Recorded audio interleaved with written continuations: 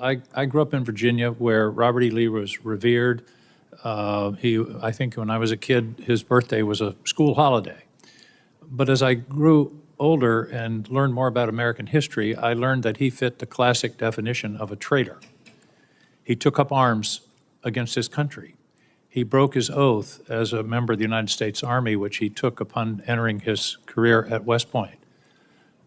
Why are you going through these incredible gymnastics? Doing this? I don't understand what the motivation is to rename bases for people who took up arms against their country on behalf of slavery. Senator, the veterans and service members across the country who have deployed from Fort Bragg or Fort Benning or Fort Hood or Fort Pickett, there's a legacy, there's a connection to those bases and to those places, to what they trained for there, what they did for, and what they came home back to.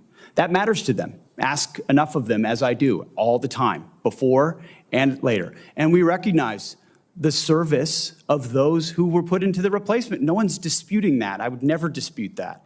What we're looking at is erasing history, erasing names, erasing base names that service members are tied to. Talk to people that serve at Bragg. Ask people that serve at Fort Bragg or Fort Benning if they like the fact that the names have been returned. And to a man and to a woman, they will tell you, thank God we're back to Fort Bragg, and thank God we're back. And thankfully, because so many men and women in this country have served, there's a Benning and a Bragg and a Pickett and a Hood has a Silver Star or a Medal of Honor that we could rename the base to because of the limits of what Congress allowed us to do. So this is something we've been proud to do, something that's important for the morale of the Army, and those communities appreciate that we've returned it back to what it was instead of trying to play this game of erasing names. It wasn't until 1975, more than 100 years after Lee's death, that his citizenship was posthumously restored by a joint congressional resolution.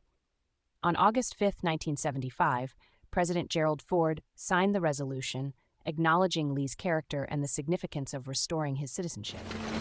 I don't know. I sometimes feel troubled. Those fellas, those boys in blue, they never quite seem the enemy. I know.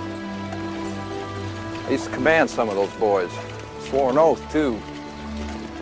I couldn't fight against Georgia, South Carolina. Not against my own family. No, sir. There was always a higher duty to Virginia.